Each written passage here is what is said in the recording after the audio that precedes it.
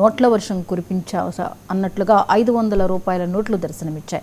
నిన్ననే ఈ ప్రాంతంలో దొంగ నోట్ల ముఠా పట్టుబట్టడంతో ఇవి కూడా అవేనని ఊరంతా ఉలిక్కిపడింది. తీరా పోలీసులు వచ్చి చూస్తే అసలు విషయం వెలుగులోకి వచ్చింది.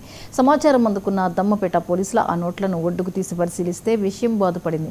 అవి రిజర్వ్ బ్యాంక్ ఆఫ్ ఇండియా ముద్రించిన నోట్లు కావు, కనీసం దొంగలు ముద్రించినవి కూడా కావు. అవి పిల్లలు చాక్లెట్లు కొంటే వచ్చే భారతీయ చిల్డ్రన్ బ్యాంక్ నోట్లుగా తెలిసింది. నోట్లపై గాంధీ తాత బొమ్మ ఉన్నా పైన మాత్రం స్పష్టంగా పిల్లల ఆట కోసం మాత్రమే అని ఉండడంతో పోలీసులు స్థానికులు నవ్వుకున్నారు.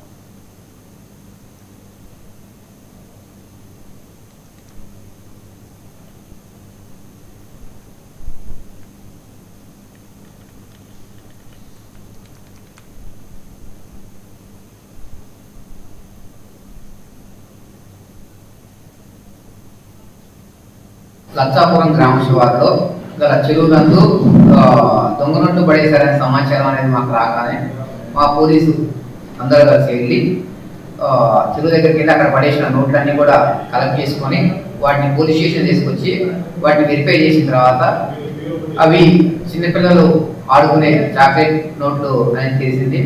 వీటిని ఎవరో ఆకతాయిలు అక్కడ పడేసి ప్రజలందరినీ భయాందోళనకు గురే విధంగా చేయడం జరిగిందని ప్రాథమిక విచారణలో తెలిసింది. కాబట్టి దీని మీద పూర్తి స్థాయి విచారణ చేపట్టి ఎవరైతే ఈ విధంగా చేసి ప్రభుత్వ ఉద్యోగుల యొక్క సమయాన్ని వృధా చేసినందుకు గాను వాడిపై చట్టపరమైన చర్యలు తీసుకుంటాము. అదేవిధంగా ఒక వారం రోజుల క్రితమే అశ్వరావుపేట పోలీస్ స్టేషన్లో దొంగ నోట్లు సంబంధించి కేసు కూడా నమోదు చేయడం జరిగింది. ఎవరైనా ప్రజలకి ఈ విధంగా దొంగ నోట్లు ఎవరైనా తయారు చేస్తున్నారని కానీ లేకపోతే వాటిని వాడుతున్నారని కానీ తెలిస్తే పోలీసు వారికి సమాచారం అందిస్తే వారి యొక్క వివరాలు గోప్యంగా ఉంచబడతాయి. అలాగే ఆ విధంగా దొంగ నోట్లు సరఫరా చేసే వ్యక్తుల మీద చట్టపరమైన చర్యలు తీసుకోవడం జరుగుతుంది.